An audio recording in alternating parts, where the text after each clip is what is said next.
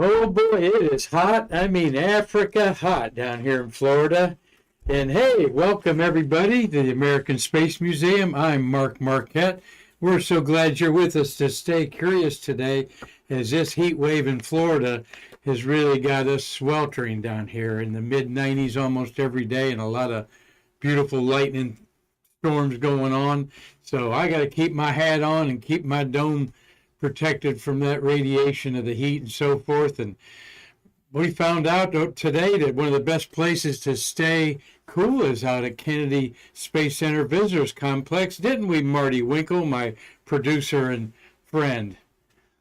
We were out there today, weren't we? Yep, it sure was cool in several ways. Yes, it was. What was really cool is you never know who you're going to run into standing in line for an astronaut's autograph. And we ran into an astronaut's daughter who had something special to show the astronaut of the day that we went out there to see, Mike Baker. So stay tuned for that and stay curious for that today, as I'm going to take my hat off here. That's one of these hats we have in our gift shop that Anita Truex so beautifully mans. I'm going to be mowing the yard and keeping me cool under that hat over the weekend. So, Marty, we're at episode 845 today, for those of you counting our Stay Curious episodes. And I'll bet Dave Stengy's been to 840 of them, Marty, as many of you have been loyal watchers of our program born out of the pandemic. We're so thrilled that we can continue doing this into our fourth year. But mostly we want to tout our American Space Museum up there, and the only place we think in the world that preserves space workers memorabilia like none other, as well as promoting the birth of the American space age happening right here in this delivery room, Brevard County. So come see us and enjoy your vacation. If you're going to the attractions in Orlando, that's 50 miles away, and we're very easy to get to and close to the beaches at Cocoa Beach, Cape Canaveral, and of course those beautiful beaches at Merritt Island Wildlife Refuge, the Cape Canaveral seashore. Well, we've got an interesting, eclectic program today on a Friday. No Future Friday today, but we're booking some guests for that. But we've got some space history that's interesting. Behind me is the final launch that happened July 5th, 2 days ago, of the Ariane 5 rocket, the workhorse of European Space Agency, known as ESA. And they launched 2 satellites, one's for France, one for Germany, overnight. And we're going to honor them a little bit and give you some stats. This was a very important rocket launch, and very rocket is what I want to say. And one of its most important launches of all was Christmas Day last year, when it put the Webb telescope well on its way to success. So we're going to talk a lot about that. We're also going to thank our friends at GoHistoryTravel.org. I was checking out their Facebook page there. The family that's donated to the American Space Museum, and Ram, Mal, and Barat are over there in Germany. They've been for quite a while, and they've got. So I encourage you to go there and like what they have. It's very interesting how they just kind of share their travel logs. So GoHistoryTravel.org is a fun. Check them out on Facebook too. Well, we are having an auction a week from Saturday. Marty, you have anything in this auction? Do I have anything? Yeah, do you have any Mylar in there from the Grumman days? Or Yeah, I have an I have Apollo 12 and Apollo 17. Then, 6 and 12. 6 and 12. Uh-huh. Also have a 4 gold-plated Apollo 13 medals. Matter of fact, it may be Apollo 11. I forget which one. And then I have a hat and a coin. You have any patches in there? I saw a couple Grumman patches. No, those Yeah, are not mine. lunar module patches. I'll show you here in a minute. No, I wish they were mine. They're not. Yeah. Well, there, of course, Marty was a Grumman electrical engineer working on those ascent and descent stages of the lunar module. And we've got a lot of things from all the programs in there. Over 370 items that Chuck Jeffrey, our collection manager, our COO, and Bid Again auctions owner, that orchestrates this. This is an important resource to keep our doors open. I kid you not. Hit that QR code if you want to. Take you right to the ASM website and all the other links there. So from noon Eastern Daylight Time to 6 p.m., we want to let you know that if you can't get to it till 4 or so, that's when all the shuttle stuff will be going on. You can bid right now and see the whole shebang up there. We're going to look at a few things right now. We're going to get back to that in a few things right now as we get into the space history, and that is STS-71 in Atlantis landing for the first time after a trip to the Russian Mir space station on July 7th, 1995. Delivering, they were bringing back 2 cosmonauts and astronaut Norm Thagard, the first American, technically an American cosmonaut, because he launched on their Soyuz spacecraft. But Norm, who just had his 80th birthday over July 3rd, Marty. We'll see some pictures of Norm, but this was a very unique situation where they brought back 8 astronauts, the largest crew since STS-61A in October 85. And here is there's the landing. There's the Mir space station with Atlantis docked to it. Now, how did we get that picture? Well, 2 of the cosmonauts that stayed on board there, they performed the Mir 19 crew temporarily abandoned station, flying away from it in their Mir spacecraft so they could record images of Atlantis and Mir separating. This was on July 7th, 1995. Hoop Gibson's the commander, and he undocked Atlantis with, I'll get my guys here just a minute. Charlie Precourt was the pilot. So Gibson and Charlie Precourt were doing the flying. While both spacecraft were undocked from the Mir, the station suffered a computer malfunction and started to drift in attitude, started to roll. So the Mir 19 crew performed a hasty redocking monitored by Atlantis. So they had to reboot the computer or eventually replace the hardware to regain control of the Mir space station. So just as you want to go outside and stretch your legs in your spaceship, your home starts drifting uncontrollably. That had to be a hair-raising moment. And Hoop Gibson and Charlie Precourt station kept there until they got docked and safely inside. All right. Well, then the landing, let's look at that crew here. Let's look at the very important mission in 1995. Think about that. Americans boarding a Russian space station. And then the Russians, of course, have taught us how to live in space and the International Space Station with 3 cosmonauts, 3 Americans, and an Arabian man aboard. And there's 7 orbiting Earth right now and 3 on the Chinese space station. But there is, you see the symbolism there. I think this is a Robert McCall patch, if I'm not mistaken, the artist. It kind of looks like his work. Well, there is a Norm Thagard. Did you say it was McCall, Marty? Yeah. You think? Yeah, I think it is. And maybe we got Chris Calley, another space artist, will confirm that. There's Thagard and his missions, a well-flown astronaut. He spent 140 days in space on 5 missions. And then the Mir mission, he was up there for 3 months, 90 or so days of that. A Marine, Ura, we saw him a couple months ago, Marty, and he'll be back at the Space Center. And when I got him to autograph this, all right? And he autographed this picture of the crew after they landed, all right? And the crew, here, I'll do it this way, Marty. Yeah, there we go. And they're eating fudge sundaes, hot fudge sundaes, all right? Which Thagard says he had a hankering for hot fudge ice cream after they landed. And I had him autograph that, and he smiled when he looked at it because it's an official NASA photograph that I'm going to cycle back into the American Space Museum archives, maybe show up at an auction or eBay. He said it got him in trouble because they had that ice cream before the Russian doctors could check them out here in America, by the way, at Kennedy Space Center. So he had to see the Russian doctors.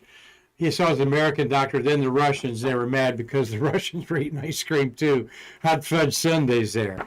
That's something to eat after being in space for a while. So STS-71 landing on this date in 1995. And that had a board there. 8 of them landed. All right. So how'd they get them all in this back there? There's everybody right there. Thank you, Marty. You have there Hoot Gibson, Charlie Precourt, we talked about, commander and pilot. Then you had 2 ladies, Ellen Baker and Bonnie Dunbar. Greg Harbaugh was on that crew. And then going up was the Mir 19 crew that they dropped off. All right, that was Solyulev, who holds the record for EVAs, by the way, and Nikolai Budrin. And they were dropped off and hardly got their feet wet, and they had to get back into their spacecraft, the one spacecraft, and they undocked to look at the departure, and then had that emergency. Thagard came back with Vladimir Dozarev and Gennady Strelkov. Okay, so 8 people coming back. How'd they get them back?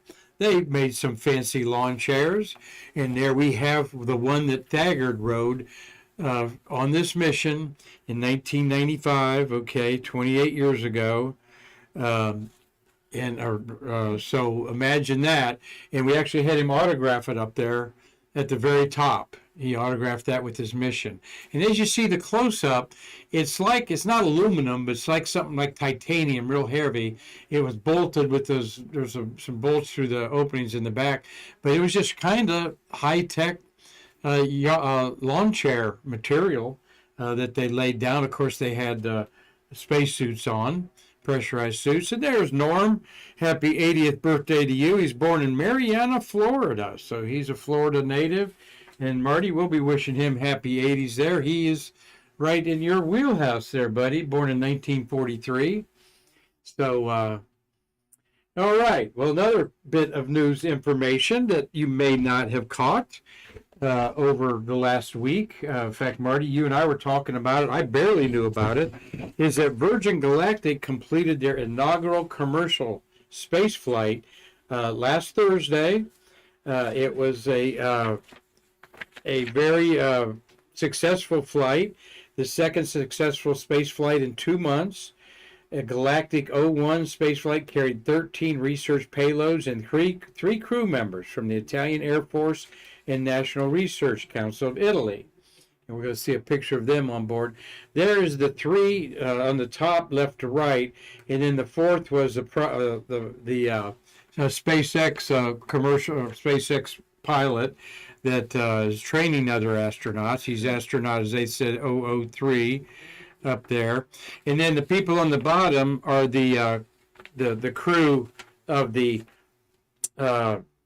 double-winged spacecraft called Virgin Unity that takes up the space plane that drops from the bottom of it right there, ignites the engine, and took them up to 52.9 miles, Marty. That's not even the Kármán line. That's 60 miles.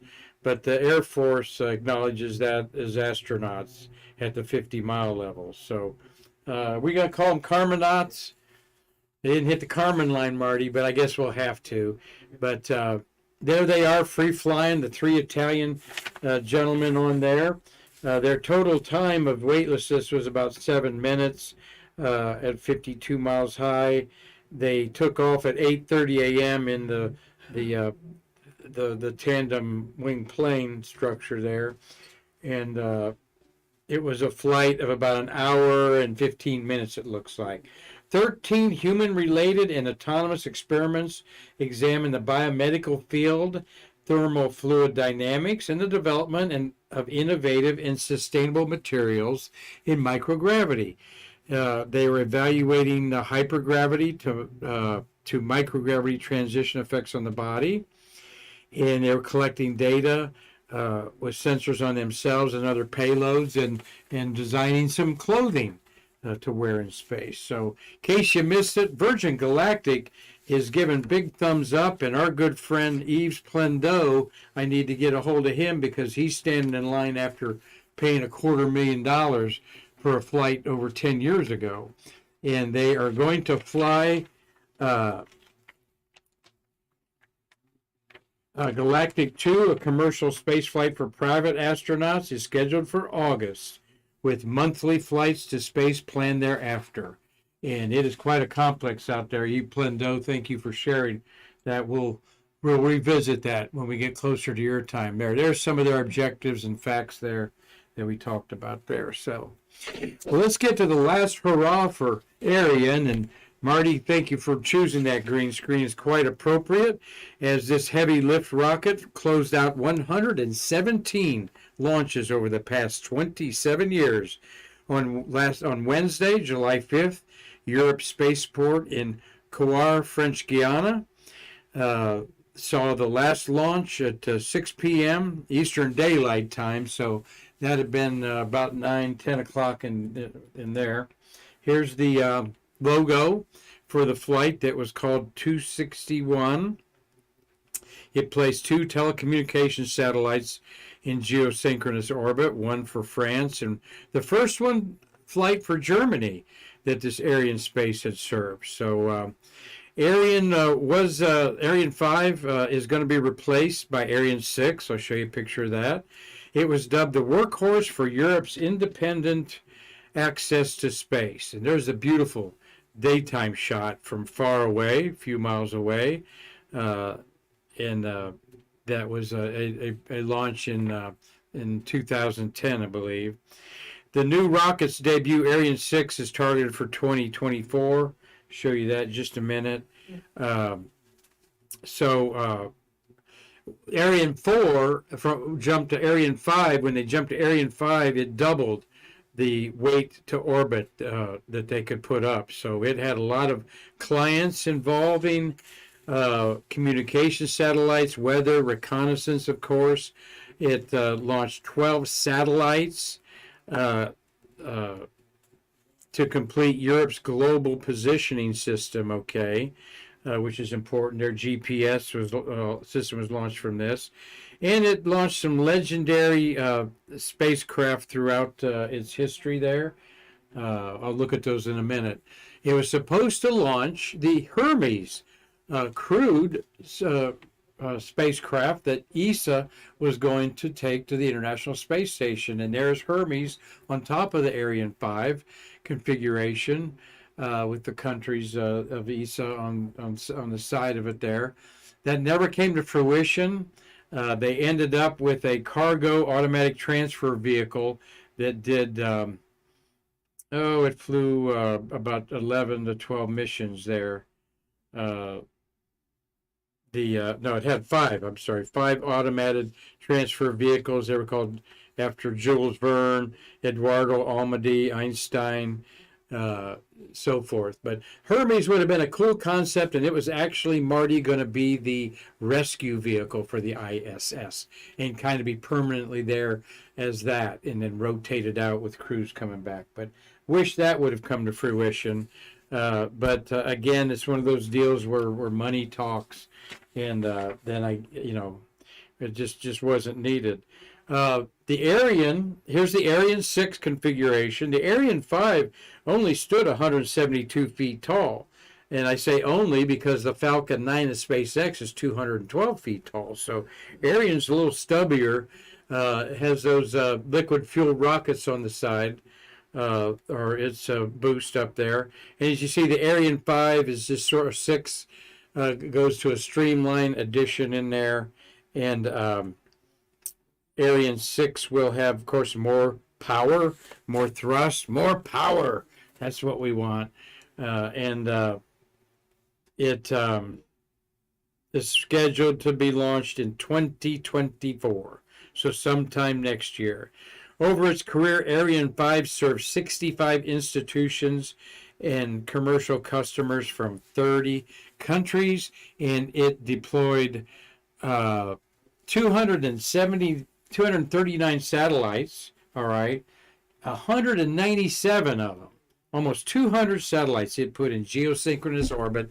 Of course, that's 22,500 miles above the Earth, where It matches the Earth's speed at about 1,200 miles an hour, our rotation, so it stays right put. So that's what you want for communication satellites as well as spy versus spy stuff. Here's some of the major missions in there you can see. Of course, the Webb telescope was one of its last biggies. It had several interplanetary probes. Rosette there on the far left. Second in was a big one that investigated a comet up close and orbited it. So there's a little bit of legacy of the Ariane 5 rocket. Now let's get to our wallets, or more specifically, your wallet out there, Dave Stange. All right, so we're going to have an auction. This is actually the 26th auction in the last 6 years to support the American Space Museum. It is our nonprofit main fundraiser. You have all kinds of items from all the eras, unmanned to the crewed missions of Mercury, Gemini, Apollo, and the shuttle, even some Russian stuff in there. On the far left there, Marty, that is a 1956 Convair Aeronautics booklet that could go for a couple $100, all right? There are some reserves and minimums on some of these. Here's a few we're going to look at. Original Gordon Cooper signed. Cool shot of him in the Mercury spacecraft. That's got a starting bid of $50. Chuck Jeffrey, our collection analyst, says that it should go between $200 and $400. There's 4 astronauts there. We got Gordon Cooper, you got Carpenter, Deke Slayton, and John Glenn. All 4 there, $100 each, $400. That'd be a bargain. I'm going to be watching these, Marty, because that could go for cheap money there. You might catch something to go for $60 like that. There's the signed anniversary sheet from their 10th anniversary, and there's some Russian pins on the right there that are unusual to have. They usually put cosmonauts' faces on these cloisters. A couple other items of the 370 some on there are early space station crash and rescue information. That is a rare document that Chuck says should go for about $300 or more. And there is a what scale space shuttle model. It's not a real big one, but it's got 11 astronauts on there. And that is from the American Space Museum. We got that signed out there. Nick Thomas, thank you for getting the astronauts to sign that. And so that's going to be in the auction. We've got another one out there that's being autographed. So we've got a bunch of NASA launch service pins there. Those are special pins given to people that worked on the launch side of it. So you got 35 of them there, should go for about $200. And Robin's medallions are the most sought after piece of jewelry. They are made of gold and they are expensive. This one, every mission has them. Starting bid is $1,500 on this, okay? And it should go between $4,000 to $6,000 easily, says Chuck. But then you've not only got something gold, but you got something that is one of the rarest items to own in this shuttle world. And a few more items there. You've got the personal crew patch of Gordon Fullerton, okay? And his patch there, I know Marie Fullerton, and I got to show her this, that this is in the auction. I don't know where it came from, but we had Maria on our program here, Marty. She was so delightful. STS flown flag. These are quite common in the auction world. That is from Cheryl Armstrong, who was a VIP secretary at Johnson Space Center. A flown flag of any kind should go for at least $200-300. That's STS-4, which was the final experimental test, so to speak, of Columbia. So that's an important one there. Crew sign lithographs are aplenty, okay? That one have the early crew there.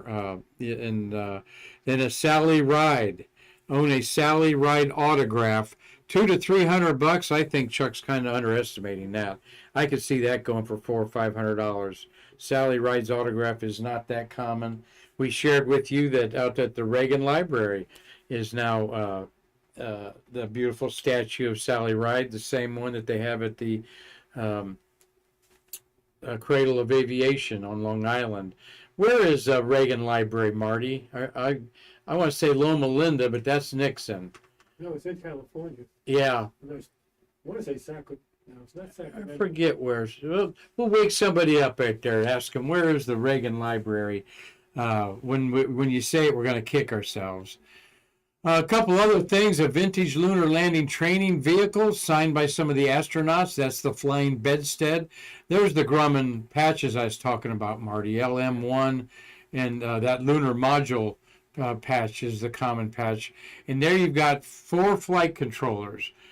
Krantz, Looney, a couple others in there have signed these autographs. That's rare to get their signatures. And then you got Apollo era NASA decals that are cool to have. You see a Snoopy in there. That collection should go for at least $100 for decals. And finally, I'm going to show you some hardware from the shuttle, Lockheed shuttle tile.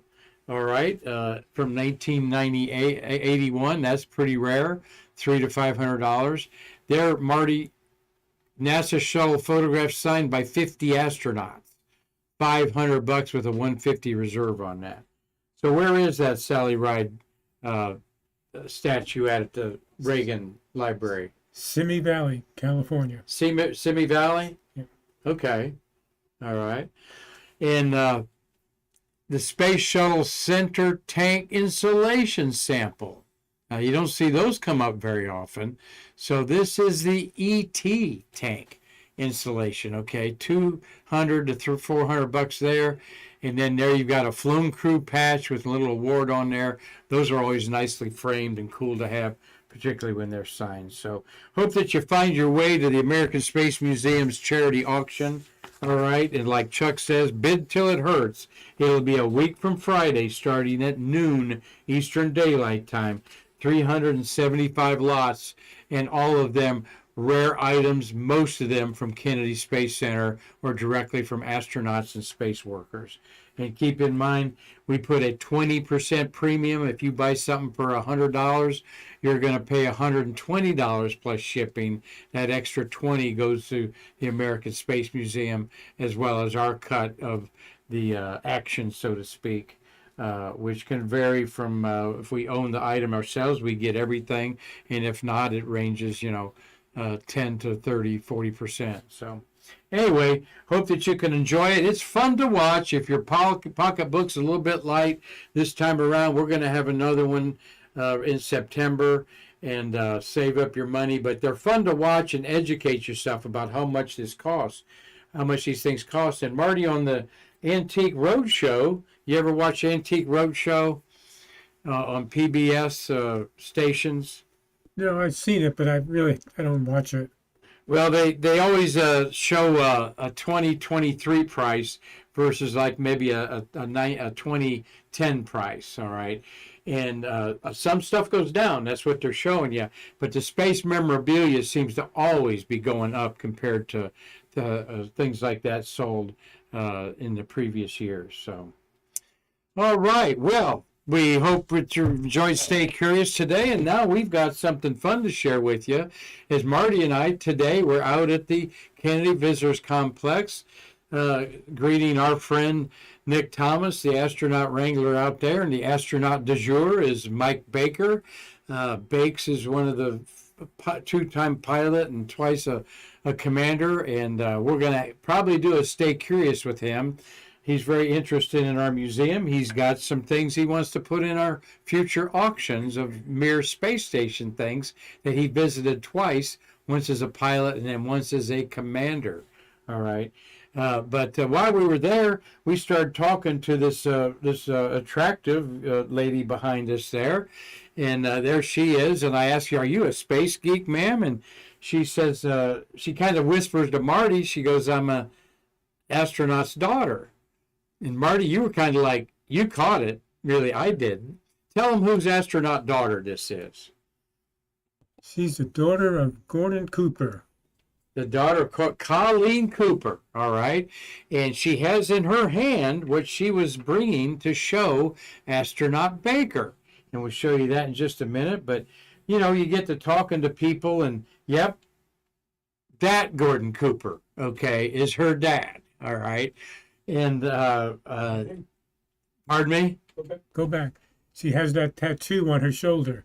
Yes, she does. Yeah, yes, she does. She showed us that she had the Mercury tattoo on her dad's shoulder. She said Dad and Mom didn't like that. She was born when Gordo was in his 50s, okay? And so she wasn't involved with all that Mercury stuff like her two older sisters. And then she's got another sister. Did a little bit of research, Marty. This is one of the iconic photographs of the space age. There's all kinds of versions of this where the smoke and he's smiling because they got a smoke machine there. So she's become a friend of the museum. She's very anxious to come to here. She has never seen her dad's handprints in bronze at the Mercury or Gemini galleries. He, of course, was the final Gemini astronaut to spend a day and a half orbiting the Earth on GT9 in 1963. And then in 1964, he flew with Pete Conrad. In 1965, he flew with Pete Conrad on Gemini 5, which was 8 days or bust. They tried to stay up there as long as they could. And so, anyway, he's quite those of you that know your Mercury astronauts, this is a polarizing figure. I even said that to her. I said, you know, your dad's got some controversy about him with UFOs and some other things of his life. She goes, oh, I know all about it, and I'd love to talk about it. And her attitude is she'd like to, kind of correctly tell from the family viewpoint that her dad, wasn't the wacko UFO guy that some people think you are. And that's the conversation we had right there with that young lady. But back to what she had to show Mike Baker was this space-flown patch by the STS-43 crew that Mike Baker was the pilot on with John Blaha. Our good friend Jim Adamson was an astronaut on there. Shannon Lucid was her first space flight, and David Lowe, who passed away and was the NASA VIP's son. So the patch is shaped like what? A test tube beaker, right? No, it's shaped like the Mercury spacecraft on purpose. All right. And it deployed the TDRS satellite. That's what's in the payload bay. Well, this is the letter that Mike Baker sent to Gordon Cooper that she became heir to when he died at age 77 in 2004. And so, Marty, what a great picture you took of that to set up that she showed that to Mike there. And there she is talking to him about it. And I didn't hear what the conversation, but there in the background are the throngs of people waiting. Nick is kind of like, gee, you guys take a lot of time. Move on. But no, he wasn't saying that. But we always are very cordial and aware of the people behind us. As sometimes we're there more on business, particularly me, to talk to Nick or an astronaut than to get an autograph. We love the autographs, and we get plenty of autographs from them. But there, Nick's taking a good picture of Mike Baker and Colleen Cooper. So we will be in touch with Colleen here very soon. And, it's one of those days, Marty, that it's fun to be part of the American Space Museum, as we made a really good guy. Go ahead. Yeah, she has a sister that will be visiting in August. So we asked her if she'll bring her sister with her and do a Stay Curious show. Yes, and she needs to do several Stay Curious shows. We can't get what she knows about her dad. When I told her that we celebrate your dad's missions every year on Stay Curious, history is an important part of it. Of course, he's got a star-crossed mission. He never flew an Apollo mission. There's some controversy why he didn't, but he went on to become the first CEO of Disney World here and helped design Epcot Center and a lot of good things. From Gordon Cooper, one of my favorite astronauts, and I said, Colleen, your dad's picture was on my wall when I was 10 years old, okay?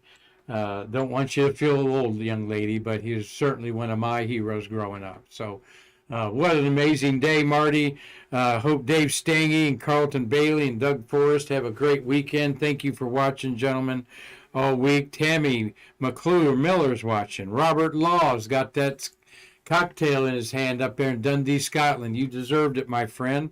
Cynthia Rossi and Steve Hammer, thank you for your loyalty to Stay Curious. Ophelia Sauterelle, she is in Normandy, France. Gary Gerald, if you didn't catch it the other day, I wanted to make sure you knew that Terry White walked out of here with some Vidalia onions to eat off of your farm. And Joel Jacobs is watching today. So we hope everyone's enjoyed a great week getting back in the saddle after July 4th. Here is a beautiful way to take us out, Marty, is Chris Callie's American flag version. To let us not forget America, the July 4th and July 20th should be another national holiday when this boot print was put on the moon by Neil Armstrong in 1969. Marty, anything to take us out today? Nope, we're good to go. All right. Well, thank you, everybody, for watching Stay Curious. Thank you for another flawless Streamlabs job here.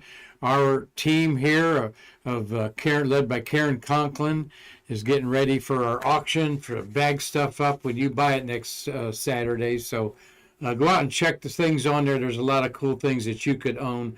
Not everything goes at the premium price, but it'll go at the set limit there. So once again, we hope everyone has a safe July. Stay cool, stay calm, and stay curious. Until then, I'm Marquette saying we can't wait to see you again to bridge the space between us. Let me get back into the heat out there, Marty. Woo! The siesta. It's the spring. There you go. All right, let's chill off and enjoy the beaches. You all have fun.